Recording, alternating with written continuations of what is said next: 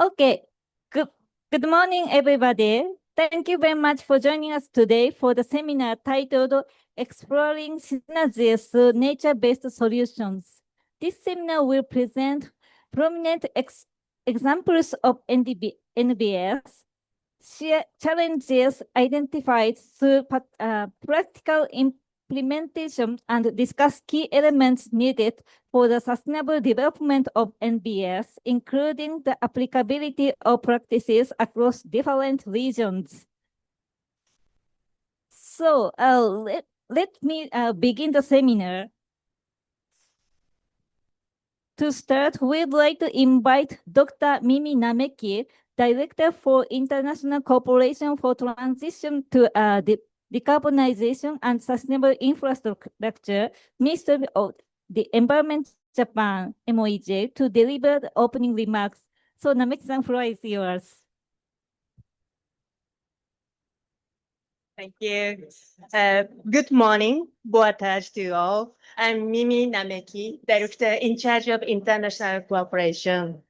On behalf of Ministry of the Environment, I'd like to express my heartfelt gratitude to the distinguished panelists and the JICA convening for this important session. And thank you all for joining us today. We are currently facing the triple planetary crisis of climate change, biodiversity loss, and environmental pollution. To overcome these crises, we must pursue integrated solutions. Last year, UNIA 6 adopted the synergy resolution. As one of the proponents of this resolution, Japan is doing its utmost to promote synergies across various sectors and maximize co-benefits. Nature-based solutions, or NbS, address societal challenges through actions to protect, sustainably manage, and restore natural and modified ecosystems, benefiting people and nature at the same time. So this approach also has the potential to generate synergies. Maintaining and restoring healthy ecosystems contributes to mitigation measures through their function as carbon sinks. At the same time, it also contributes to adaptation measures, including disaster prevention and minimizing damage. As the impacts of climate change have become increasingly evident in recent years, we need to accelerate our efforts in incorporating the NbS concept into actual project design. In doing so, there are several challenges. One is the difficulty of quantifying outcomes due to their cross-sectoral aspect. Another is how to ensure the sustainable implementation of NbS, including rising bankability of projects to involve the private sector. I believe the solution lies in nature, which is productive, resilient, and connected. The fact that management of nature requires participation of numerous stakeholders is the leverage point. For example, mangroves and coral reefs can reinforce coastal land and infrastructure, and thus relate the attention of relevant authorities who usually need to spend a lot on building embankments. At the same time, those ecosystems provide sustainable food resources and opportunities for ecotourism and for local residents and communities. They can also produce blue carbon credits to attract the private sector. This is the synergetic approach we are exploring. Today, we welcome Dr. Lisitianto Pilipari from Indonesia's Ministry of Forestry, who oversees coastal zone management to share his experiences in his country. We also have representatives from Western International, Mr. Wang Aik, and Nippon Koei, Mr. Yanahashi-san, who will present their experiences, particularly in wetlands and coastal areas. I look forward to the active discussion on the implementation of NbS at regional, and the community level by stakeholders, and approaches to climate change adaptation measures utilizing NbS. In closing, Ministry of Environment Japan commits to contribute to the implementation of the Paris Agreement through the promotion of NbS, nature-based solutions. Thank you very much. Thank you very much, Naneki-san, for your very long welcome remarks. So then we'd like to invite two speakers from MOEJ. Ms. Emiko Matsuda, Deputy Director, Climate Change Science and Adaptation Office. Then Mr. Yusuke Saito, Deputy Director, Office for Mainstreaming Biodiversity Policy Division, Nature Conservation Bureau. So so floor is yours. Yes.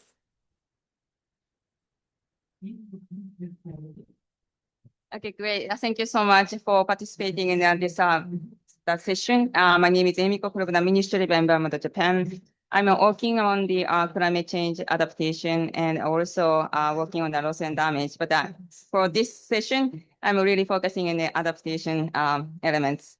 So here, from the Ministry of Environment of Japan, my colleague, the Saito-san and I are trying to explain the why synergy and then it's crucial for the climate change adaptation as well as the conservation.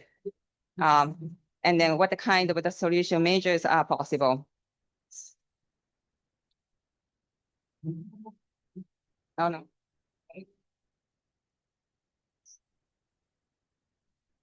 Okay, I think they are changing some of the slides, but they are the triple primary crisis is referred to the three crises: climate change, pollution, and biodiversity loss.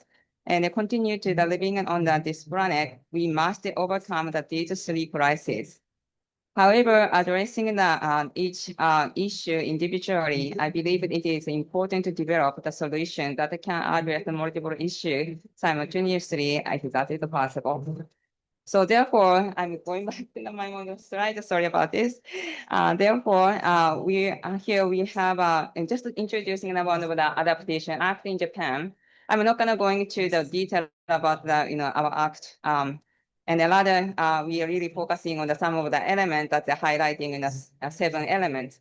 That is agriculture, forest, and fisheries, natural disaster, ecosystem, human health, and the other ones.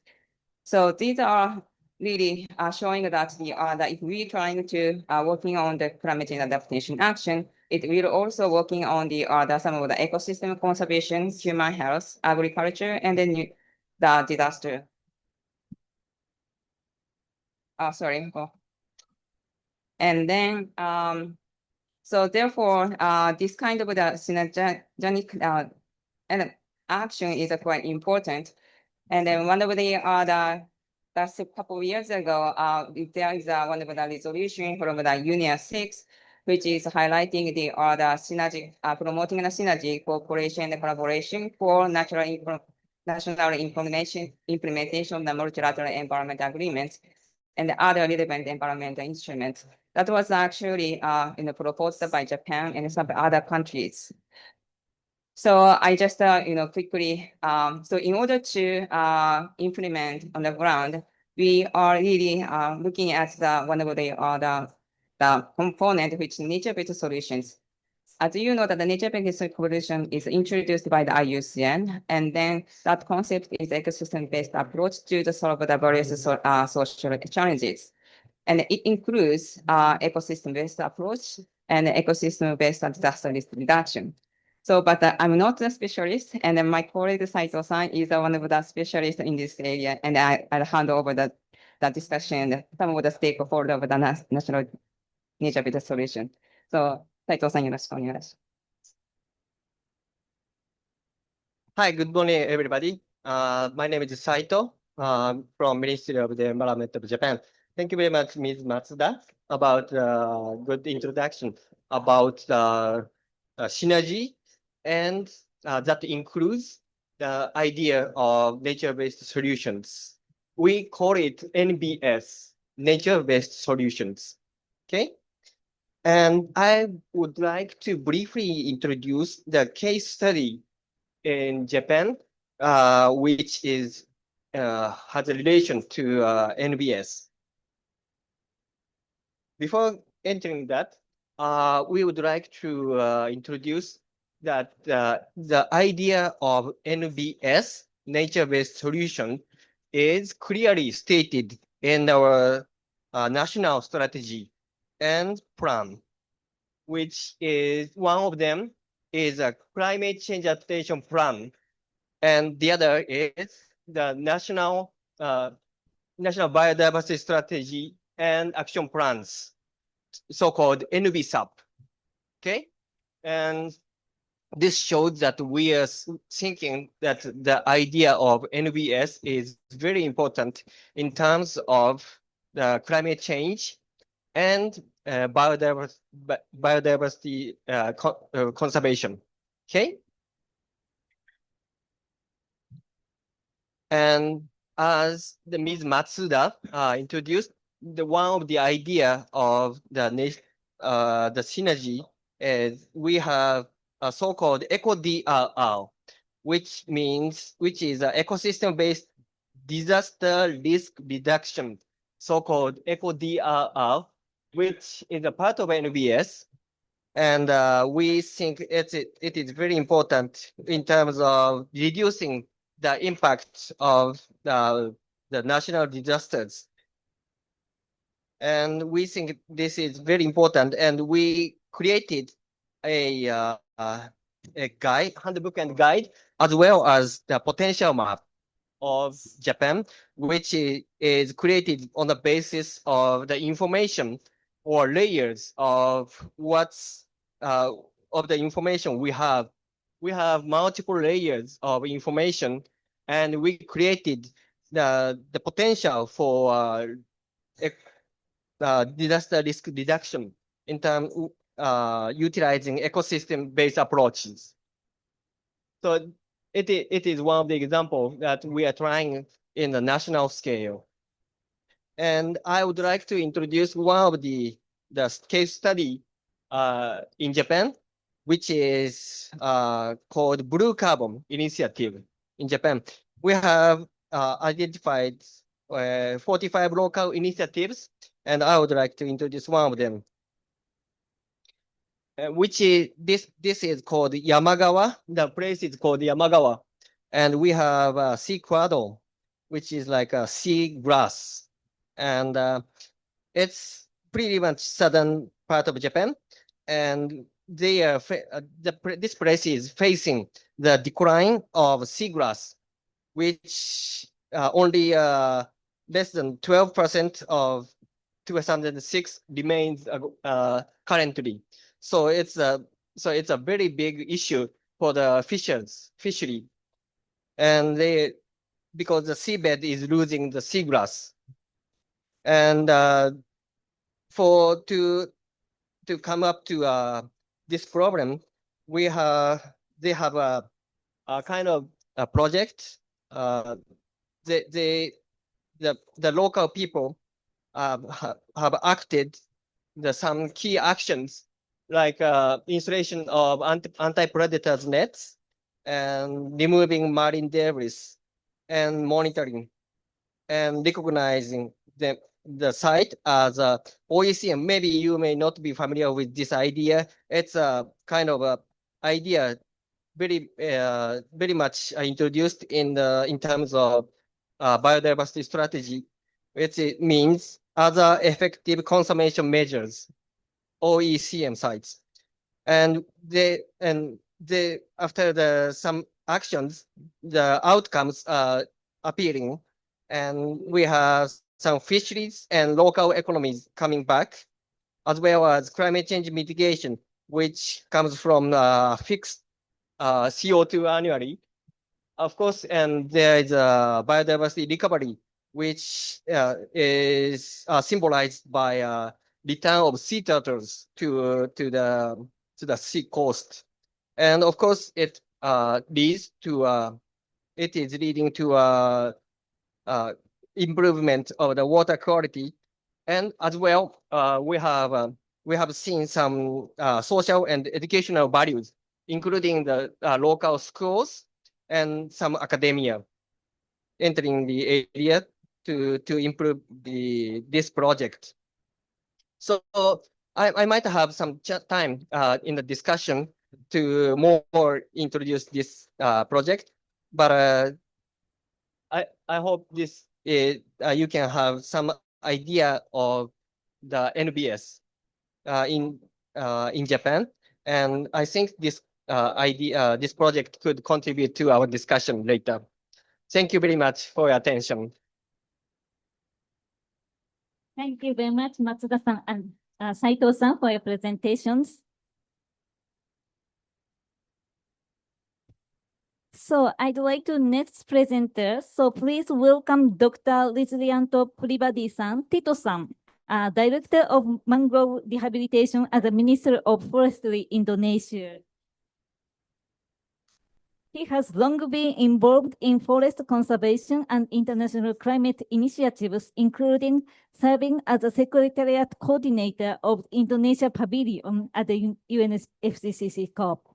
So, Tito-san, floor is yours.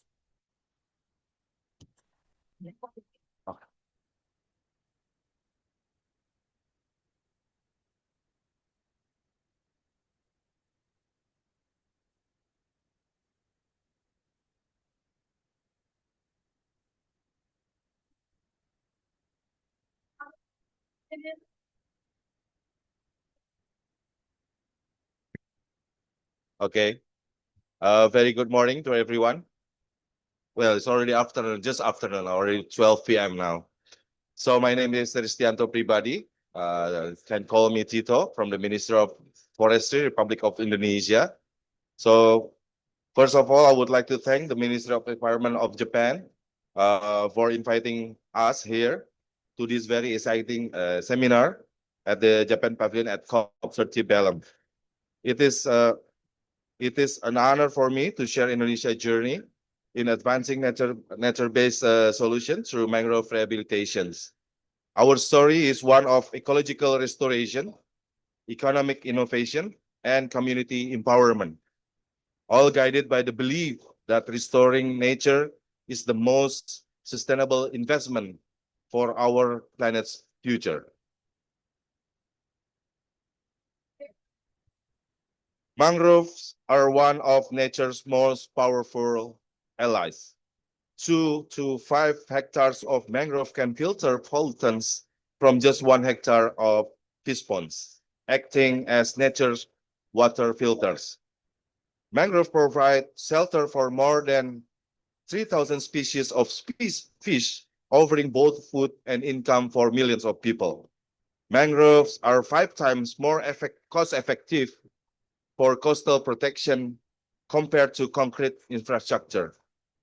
Mangrove storage can store 3 to 5 times more carbon than tropical forests, making them critical in our fight against climate change.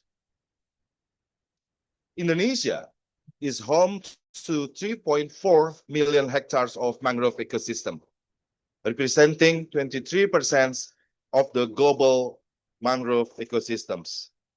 About 80% of this ecosystem in Indonesia are located within the state forest area.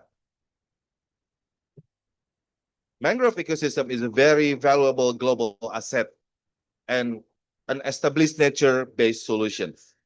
According to the Global Mangrove Alliance data, the global mangrove ecosystem can store more than 22 gigaton of carbon dioxide equivalent. However, these valuable ecosystems faces serious threats, including illegal logging, aquaculture expansion, and infrastructure development and coastal reclamation. Despite these pressures, Indonesia holds over 1,000 metric tons of carbon per hectare, making our mangroves both a vital carbon stock and a natural carbon sink. From year 2021 to 2024, Indonesia has made significant progress. We have planted over 84,000 hectares of mangrove involving 3,000 community groups and provided more than 4.5 million working days of employment. This is more than rehabilitation. This is empowerment, creating livelihoods while restoring nature. A key innovation in our approach is what we call silvo-fishery, which integrates mangrove restoration activities with aquaculture. This approach shifts the paradigm from mangroves or ponds to mangroves and ponds. It restores ecosystems, provides natural feed, increases pond productivity, and enhances resilience to coastal erosion and disease. Silvo-fishery embodies the essence of nature-based solutions, balancing ecology, economy, and community welfare. Across Indonesia, from Demak in Central Java to Ngurah Rai, Bali, we have transformed degraded lands into vibrant living laboratories. Through the build with nature approach, we focus on restoring natural hydrology and promoting assisted natural regenerations, allowing ecosystems to heal themselves.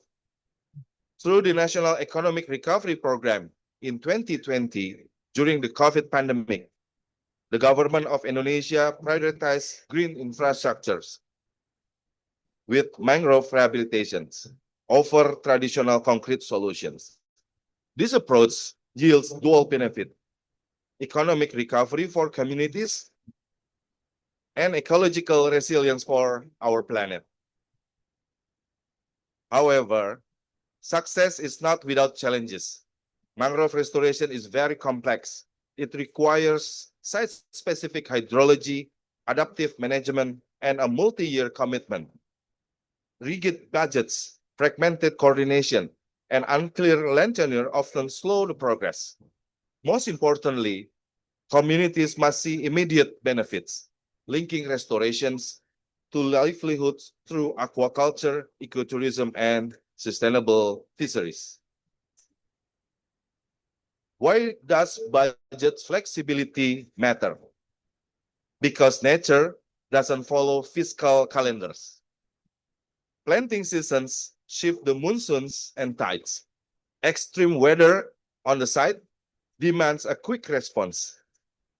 Therefore, yet the traditional government budgets often take months to adjust, while nature needs decisions within weeks or days.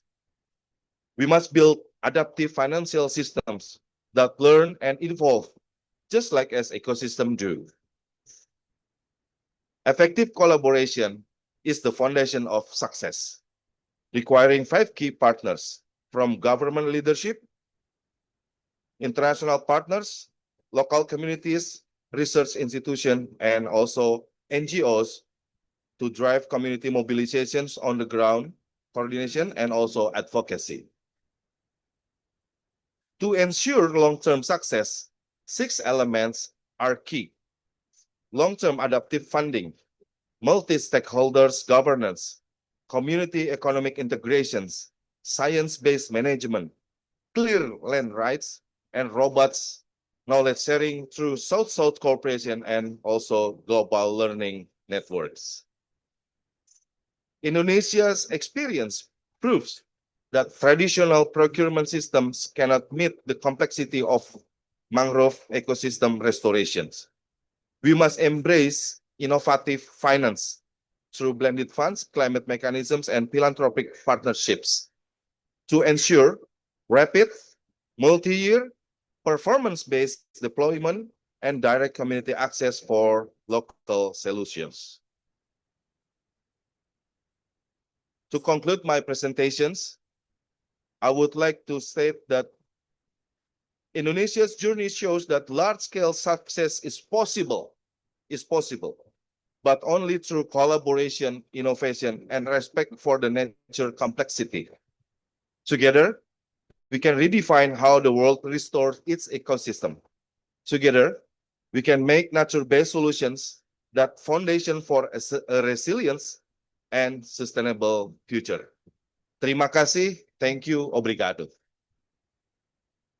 Thank you very much, Tito-san, for your presentation. So then I'd like to invite next presenter. So next, please welcome Mr. Keisuke Yanehashi, environmental consultant at Nippon Koei. He specialized in nature-based solutions and coastal ecosystem restoration with experience in blue carbon projects and ecosystem-based management in Japan and abroad. So Yanehashi-san, floor is yours.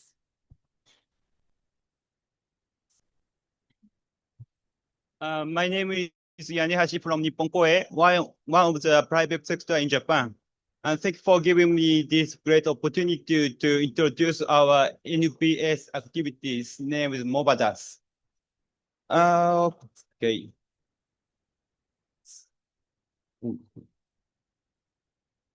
Please look at this photo, which we took as a Seto Inland Sea in Japan. And as you can see, green patches under the water. And this is the seaweed, one component of the blue carbons. And this time I will present our activity related to this blue carbon. Before that, please let me introduce my company briefly. We are one of the largest engineering consulting firm in Japan, working in many countries, more than 160 countries in our history.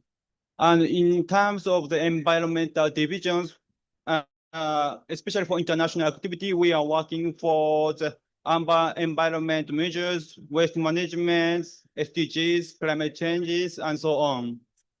Today, I will introduce about the activity related to blue carbon, and it relates to both climate mitigation and adaptation activities.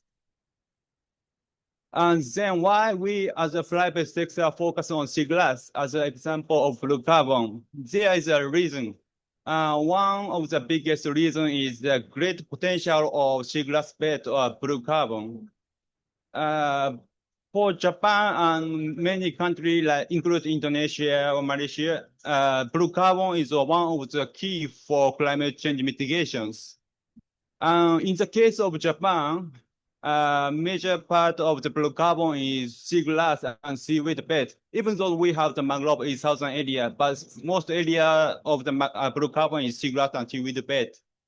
And also we had a rapid growth in blue carbon market now.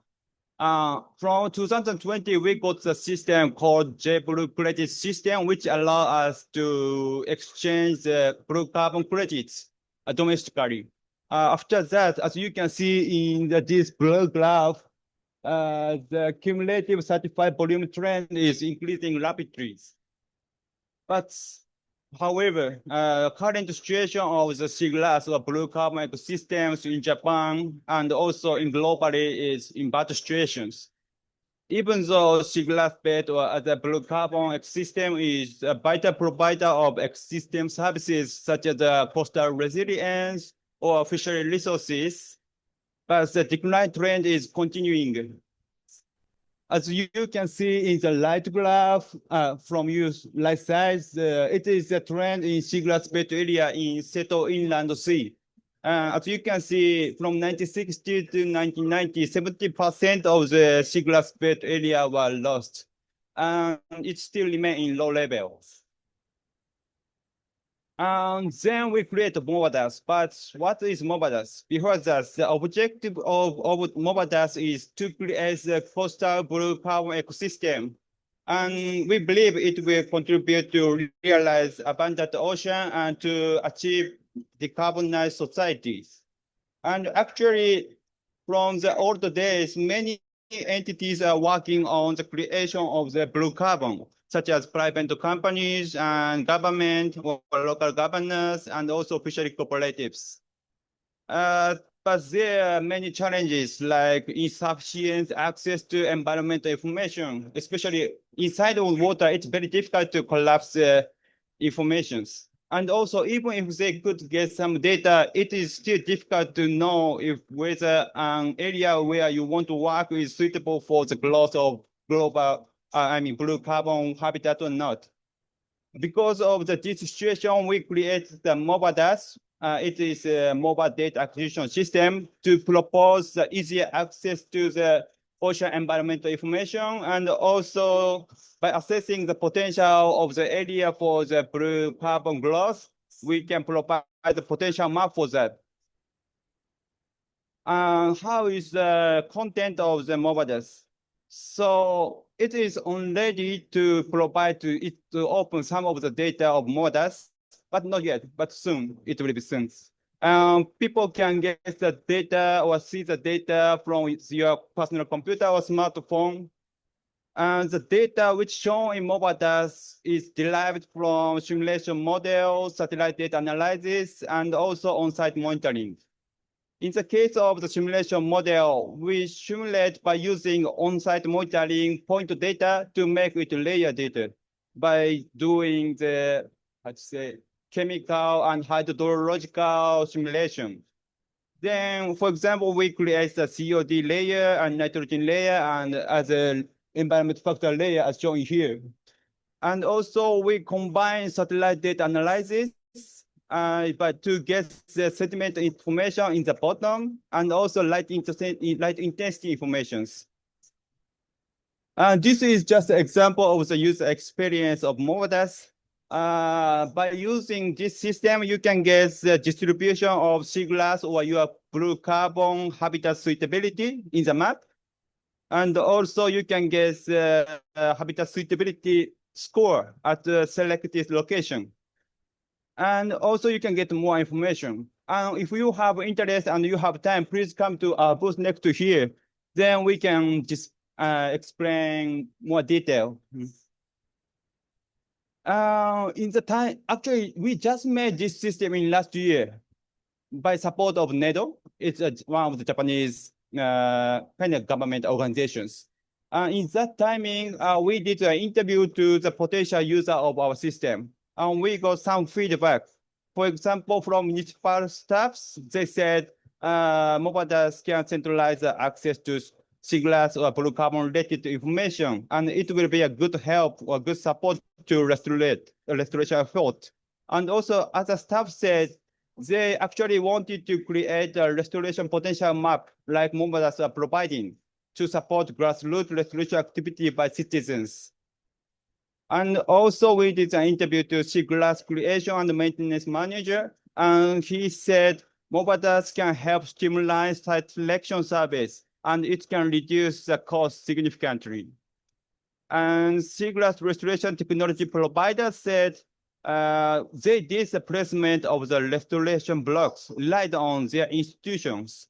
But mobile DAS can help to achieve the data-driven decisions, and it would be highly beneficial. We are commercial sector, so to sustain, to continuously contribute to society, we need to go to earn some profit. And this is just an image of that system. So by using mobile DAS or consulting service, we can contribute to the natural resources, includes the seagrass bed, or fishing ground, and landscape, and more. By providing more conveniently and affordably and reliably information. By doing so, seaweed bed creation entities can get the blue carbon credit efficiently, and we can get some money by doing the operation and the maintenance of mobile DAS. And more, we are consulting companies, so we may have more opportunity to work for coastal management or like a carbon neutral port or those kind of related actions. And this is the roadmap for commercializations. So as I said, we just made a prototype in last year. In that stage, the target species was one species of the seagrass. And the area which we did was only for local marine areas. But right now, we already created it to the all over the Japan and includes seagrass and major seaweed species. We have some difficulty in the system itself. If many people access to our site, it will not work well now. So we need to deal with that. But after that, I think we can make it open as a free data. But in the future and right now, we are also working on to as a mangrove as a target species because we as a company who are working in many southern countries. So in those countries, mangroves are a major part of the blue carbon. And actually, we already did some trial in Vietnam and also try to do in Brazil, but it's kind of very complicated. About this point, we can talk at our booth later. Thank you so much for listening. This is a mangrove tree which I took in Iriomote Island in Okinawa, Japan. We are also same, so we are just beginning stage, but by making a synergy with you and learning and collaborating with you all, we want to make it grow strong and bigger trees. Thank you so much. Thank you very much, Yanehashi-san, for your presentation. So I'd like to invite next presenter. Okay, so next, please welcome Mr. Peter van Eyck, head of the Deltas and Coast Program at the Wetland International, where he led work in the over 20 countries of coastal resilience and sustainable management under the Building with Nature philosophy. So, the floor is yours. Thank you very much, and thanks also to the Japanese government for having me in this session. I'd like to commend the government of Japan for the beautiful ambition you outlined at the start of the presentation, a society in harmony with nature. That's an ambition we need for the world.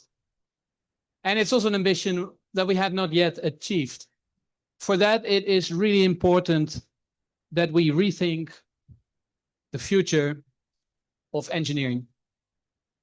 With climate change mounting, we see increased intensity of extreme events, and traditional infrastructure-based solutions, unfortunately, do not help us to keep these threats at bay anymore. The intensity of events just becomes too extreme for conventional solutions to cope. And at the same, as much as infrastructure development has brought us prosperity in different ways, we also see ongoing impacts of infrastructure on our environment, decline and degradation and conversion of ecosystems that make us even more vulnerable and that compound the impacts of climate change. So we need a different way of approaching our engineering, where we take a systemic inclusive approach that is adaptive, that engages community, and that connects the experiences of the engineers with the knowledge of the ecologists and the socio-economists. So, in other words, rather than building in nature, what we have been doing for so many decades, we need to move to working and building with nature. And we can do that in many contexts, from the wetlands that are high up in the mountains, all down the way to the sea, in the sandy coasts and in the muddy coasts, and along our rivers. And the good news is that this approach, this way of working, we've heard some examples already in the previous conversations. It's not a new approach. We have a lot of experience that is starting to show its success. So just some examples here. This is the work that Patito was referring to, eroding coastlines, where you bring back mangroves that provide protection, where you optimize your silvofisheries through smart approaches, and where you use some engineering to bring back the sediment that you might have lost from the coastline due to the disturbance of the sediment dynamics. But also in the Netherlands, $4 billion invested in bringing back floodplains that maintain our floodwaters and that improve the quality of living. And lastly, even when you develop a port, you might think just about building big infrastructure, but also as you plan your port, there is opportunity to bring green elements in your port system, where, for example, the coastal ecosystems provide protection of your port, where the sediment that you dredge out of your port to keep the navigation in place, you can reuse that sediment smartly by creating a salt marsh or a mangrove habitat, rather than disposing of your sediment somewhere far offshore. And this is not just a nice, beautiful vision that shows what these approaches could look like.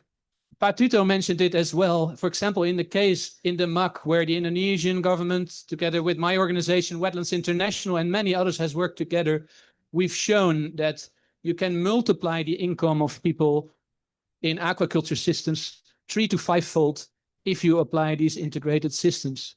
By bringing back mangrove belt and restoring the sediment balance along these eroding coastlines, we safeguarded 10,000 people who live in this very eroding coastline. And these are the approaches, the examples that should inspire us. Because it's not enough. Just a tiny little fraction of current investment in infrastructure currently goes to these kind of well-tested and proven green solutions. So we should shift course. And I think we should all be engaged in one or another way in doing that from all our different organizational perspectives. A very nice example of an opportunity towards doing that is, for example, one of the big ambitions in the Indonesian government, where the north coast of Java is suffering from severe erosion, and there is an ambition to build this 900-kilometer long coastal defense. The conventional approach would be to do that with a big sea dike. But I'm very excited in my conversations with colleagues from the Indonesian government that there's a lot of creative thinking already about combining the gray in the cities with maybe doing a green approach along the coast. Creating wetlands in the system, working with communities, bringing them on board in the decision making. And likewise, if we set these big targets at the global conventions, we need to translate them to the ground. And there's a lot of initiatives ongoing that we can use to drive these kind of approaches to the ground. One example of an initiative that I am engaged in is the Global Mangrove Breakthrough. It's 40 countries, 100 NGOs, dozens of companies that agreed to work together towards very big goals for mangrove conservation and restoration. Many members of the Mangrove Alliance for Climate have already signed up to this coalition also. And through these kind of multi-sectoral coalitions, we can join forces to drive these activities at scale. And likewise, there are similar initiatives in other ecosystems. There is the Freshwater Challenge that is trying to achieve something similar in river systems and other ecosystems. And there's even a very focused initiative, which is called the Global Peatland Breakthrough, where we are looking at peatland ecosystems and approaches for different stakeholders to join forces to make a difference. So my call to us all is let's continue to find each other. Let's use these kind of dialogues to connect and exchange and come with ideas to collaborate. And if we do that, I think that vision of creating a society where we live in harmony with nature is maybe closer than we think. I'd like to thank you for your attention. Thank you. Thank you very much, Peter-san, for your presentation. Then that we would like to move to the panel discussion session. So I'd like to invite Dr. Noriaki Sakaguchi-san, that a senior advisor at JICA's Department of Global Environment, who has long been engaged in international cooperation on biodiversity and ecosystem conservation. So Sakaguchi-san, floor is yours.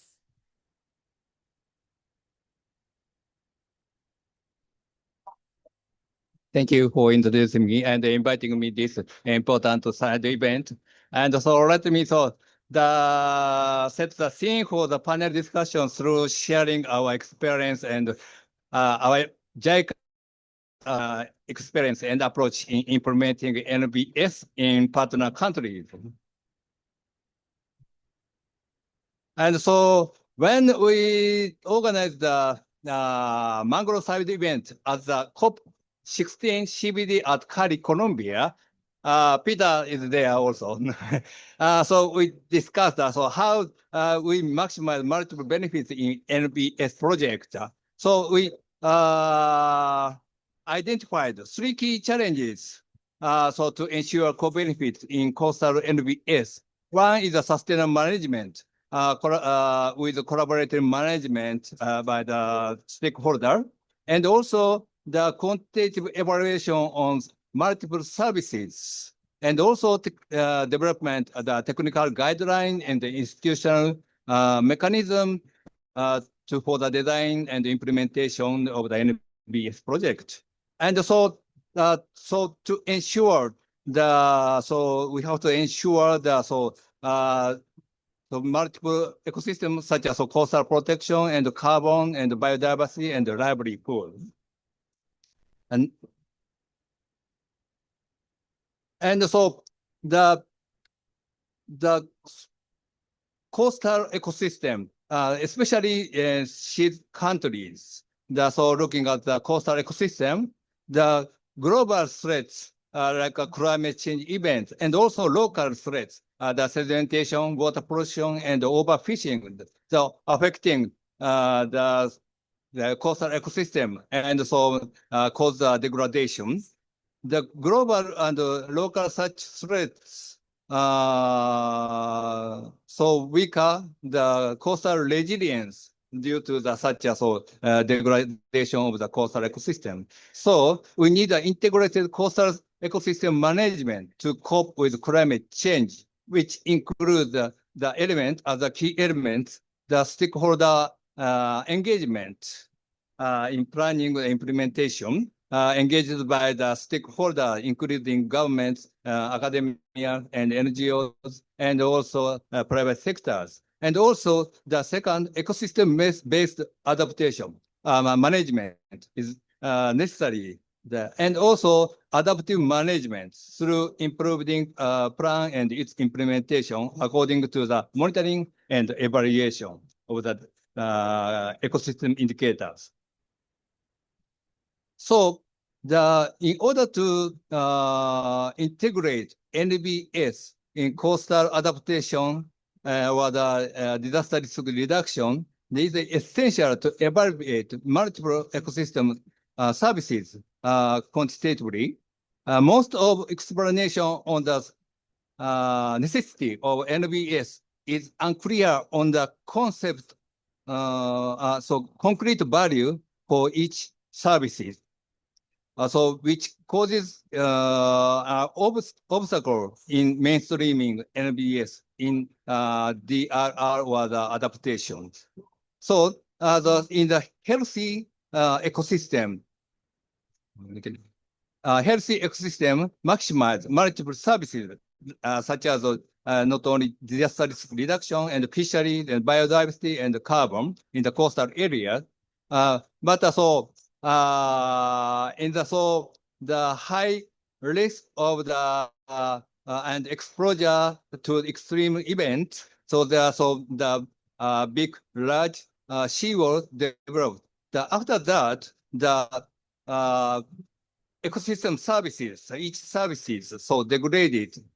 So disaster reduction function is so good get higher by the infrastructure, but other ecosystem service getting lower. So we have to evaluate the totally comparing such ecosystem services to for the disaster risk reduction. And so there are multiple ecosystem services. So looking at the mangrove ecosystem, like climate change mitigation, adaptation, tsunami reduction, and economic values for fisheries, and also the ecotourism. And so, we have to ensure multiple such ecosystem services for NbS through the quantitative evaluation.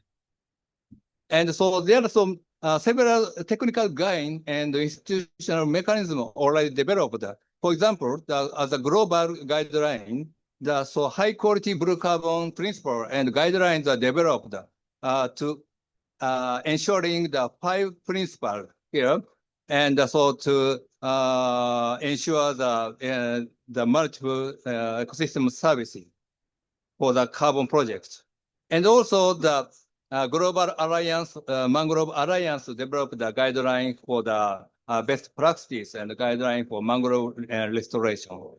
And looking at the regionally, ASEAN Mangrove Network, Tito is the secretariat of the AMNET. So they also developed the 17 guidelines for the sustainable management of the mangroves. So end of my presentation, and let me move to the discussion. I'd like to the question to panelists in line with the following challenges. One is the establishment of sustainable management, and also second, development of common indicators and methodology for quantitative evaluation. And third, development of the technical guideline and institutional mechanism for securing synergies benefit in NbS. Please, so the panelists, could you come to the stage?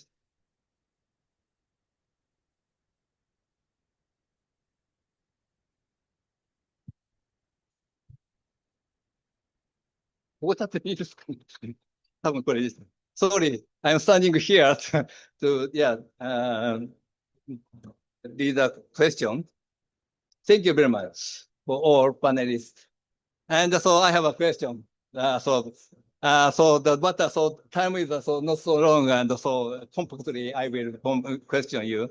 And so first one, establishment of sustainable management mechanism in NbS through the participation, collaboration by stakeholders, ensuring multiple benefit from them.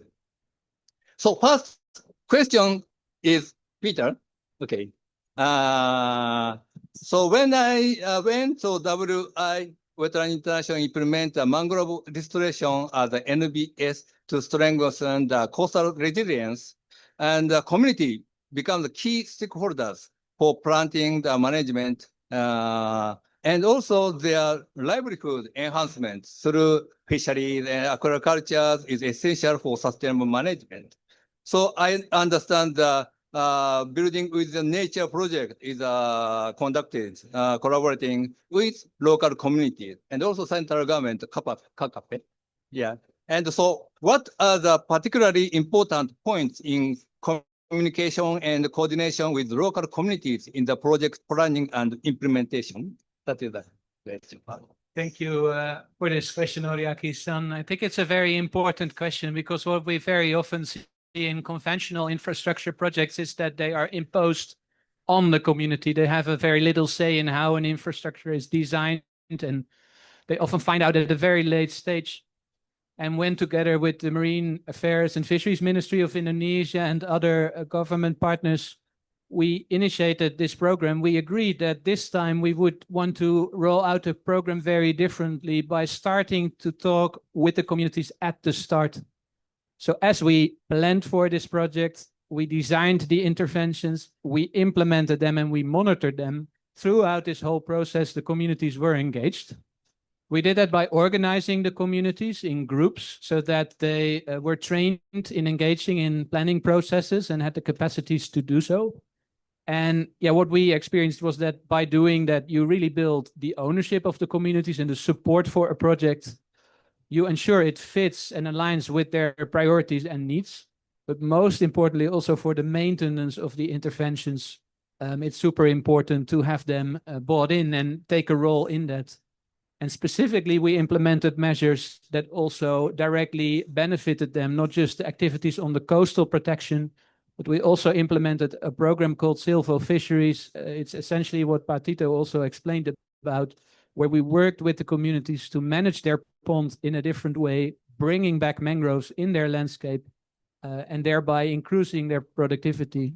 And the moment the communities saw the direct livelihood benefits of these activities in this project, that of course multiplied their interest to be part of this program and join it in the long term. So these are some of the very important ingredients in engaging and participating communities in these kind of projects. Thank you very much. So your project, so in the early stages of planning the implementation, local communities involved there.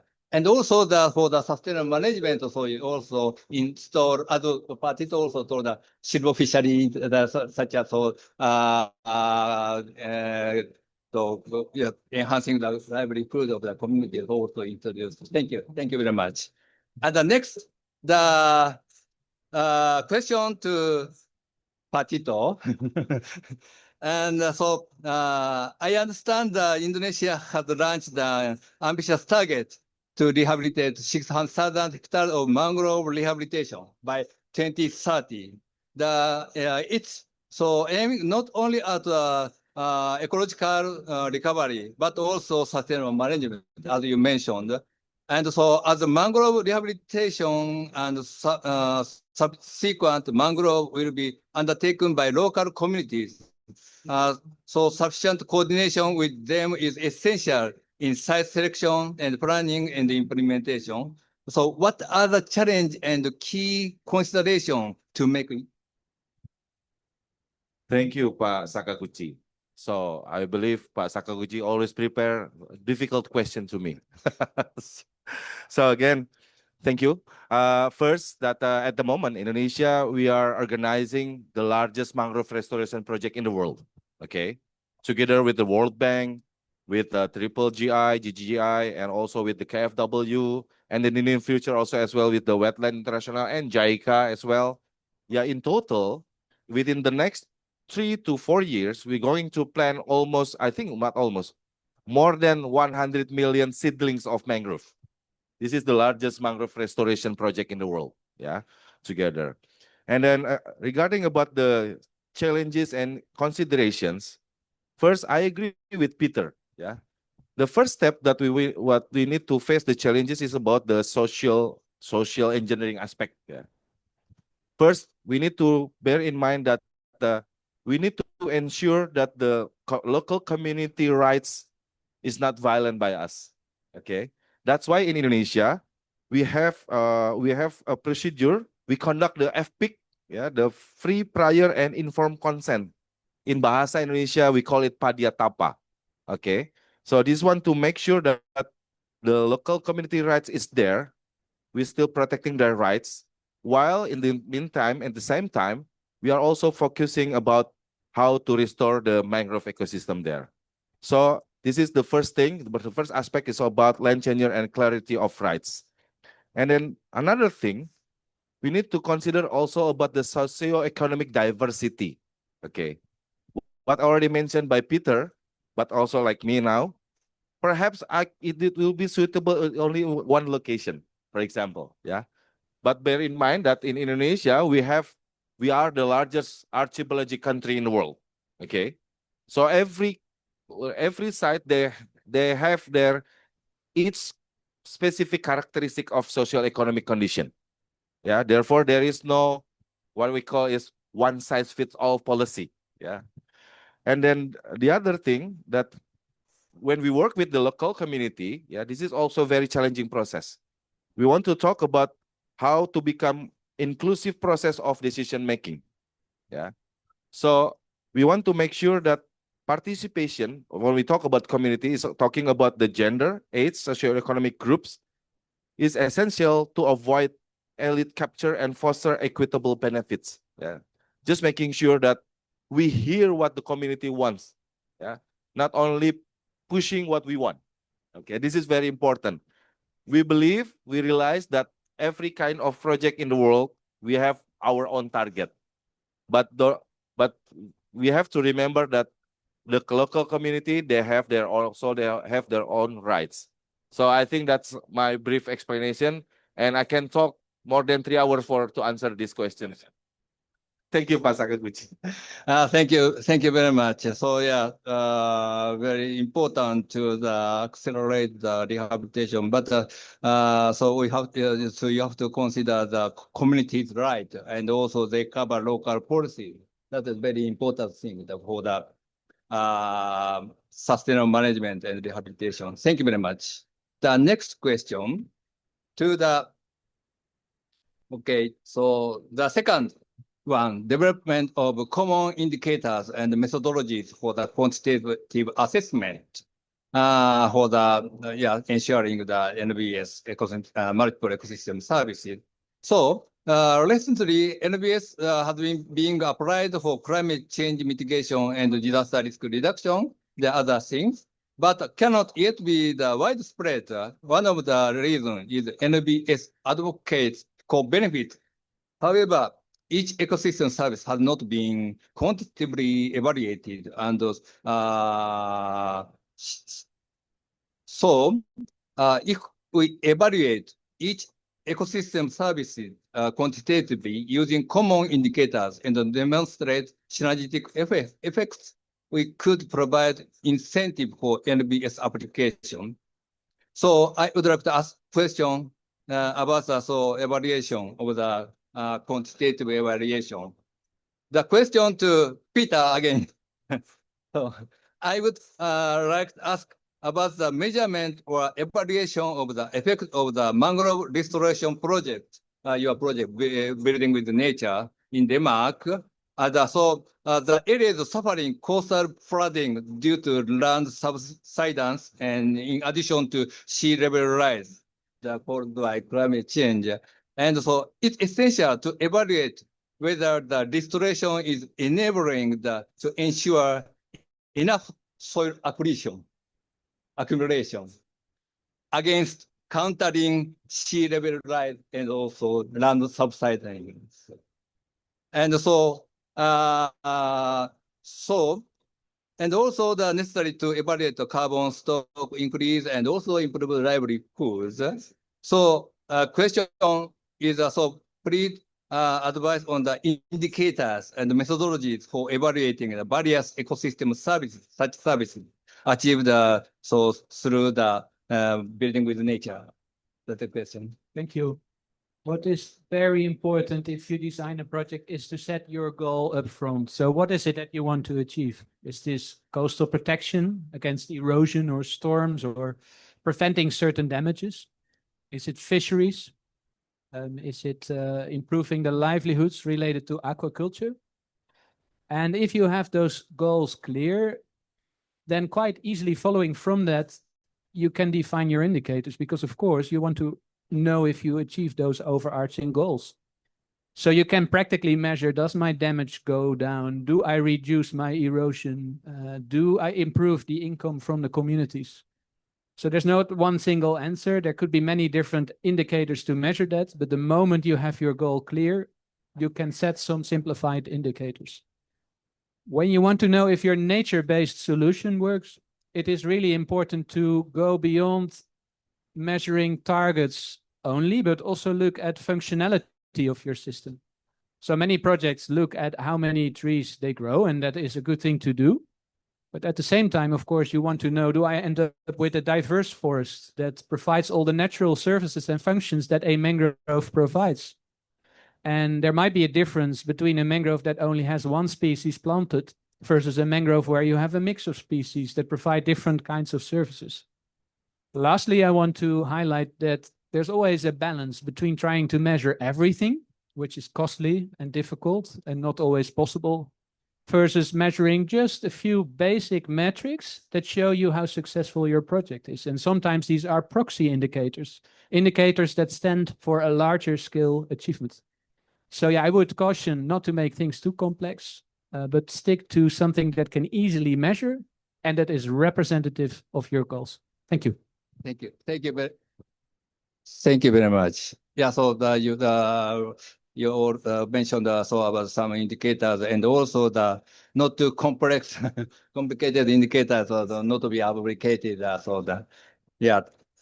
Make it also costly. Right? Thank you.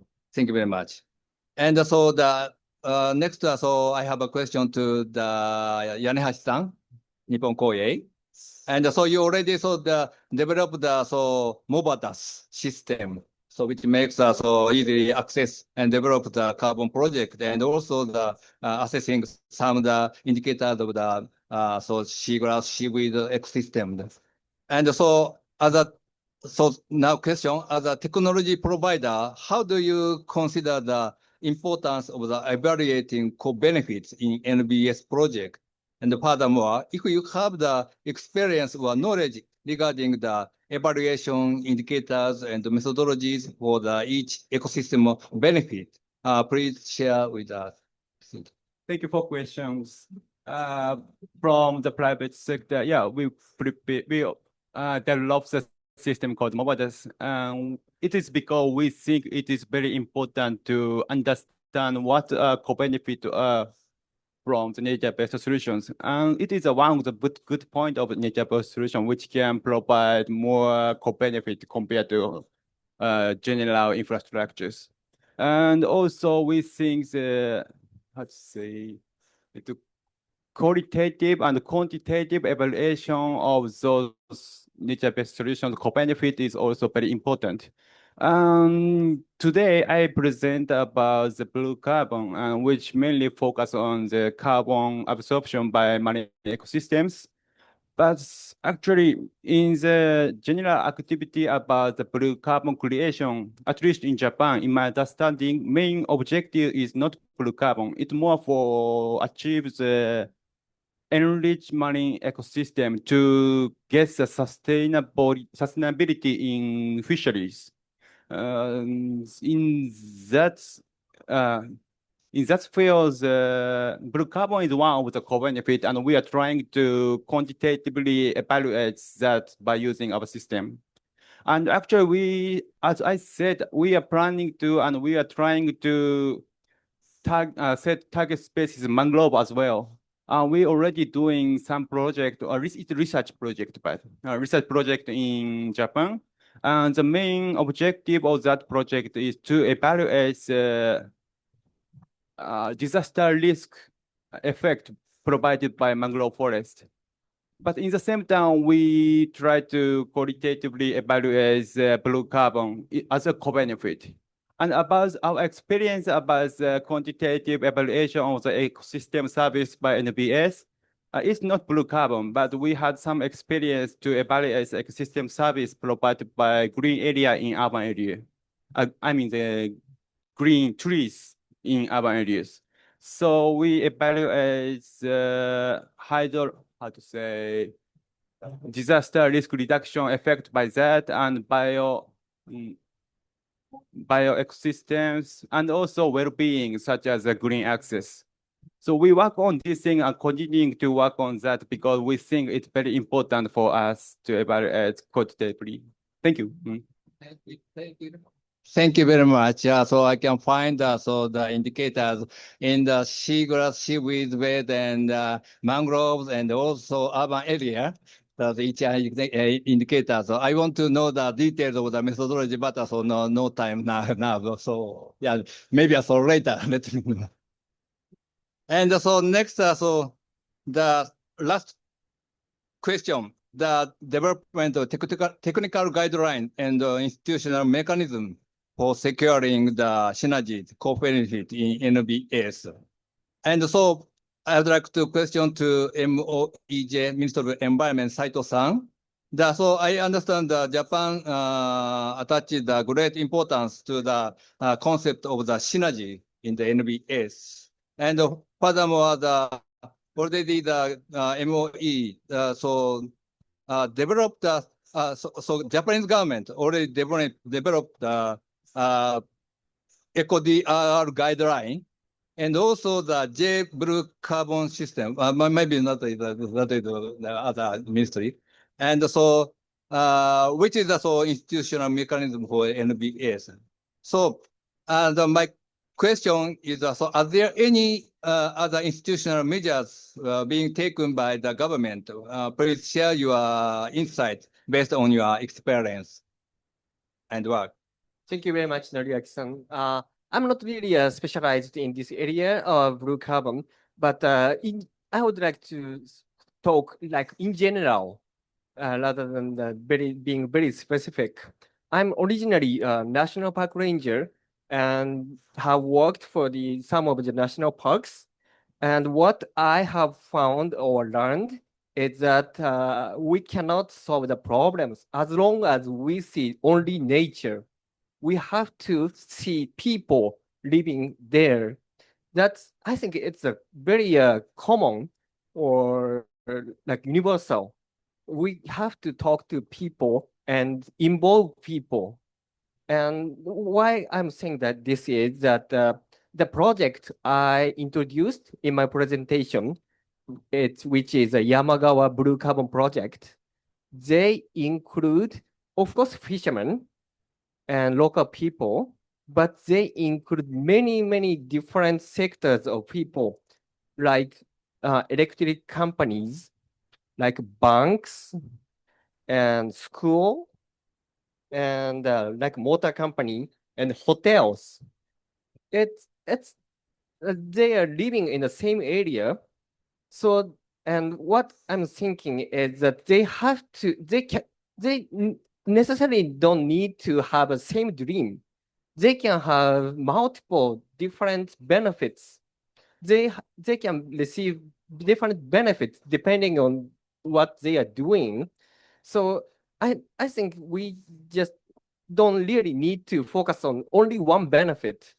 I think it's very important to solve this kind of issues that we don't really concentrate on only one solution, and because I think Tito already mentioned there is no only one goal, or like no no one size fits all. So I think everybody can have the different dream or goals, and eventually we can have a common goals to achieve. But I think it's very important that people have different ways to achieve the goal, and in doing that, we can have a much bigger inclusion of a society. We really think it is very important to have a whole of society approach rather than just including the people interested in nature. We should have more inclusion. Of course, like gender, age, like economic groups, but we not very limited to that. We should have more inclusion of the society. I hope I'm not really sure I'm answering to your question, but I think this comes from my experience as a National Park Ranger and officers for the Ministry of the Environment. Thank you very much, Noriaki-san. Thank you very much, Saito-san. I was also park ranger. My colleague. And so I know, I understand. So the project for the nature conservation, park management, also the NbS project needs stakeholder engagement. But they have each idea direction. But when we conducting the project, we must seek mutual benefits for each. It's I think also important. And not so much time, and already it's 95. And so I have a question from the okay. もう終わりらしいです。So, thank you very much for all. And so I want to the last question, but Patito, but so yeah, we already understand from your the presentation and also the answer from the question. And so so let me conclude this panel session. And so for the I already saw the told us three challenges. And so during this panel discussion, so you already saw the respond about the so-called sustainable management by engagement of multi-stakeholder. You already cited some of the told, and so other person also answered. And so local communities are so important from the planning and the implementation. And so second, and so quantitative evaluation ecosystem services. So Yanehashi-san already told the indicators, some indicators. And also the technical guideline, the institutional mechanism very important. That's all the Tito and also Japanese government provide such a mechanism and also guidelines by the from the Indonesian government and all. So for us, so I'm from JICA, and for the cooperation with the partner countries, so our also strategy, one of the pillar is the NbS. And so today's discussion is very important also for me to implement in the field in the partner countries, Indonesia. So thank you very much. Let me conclude my our discussion.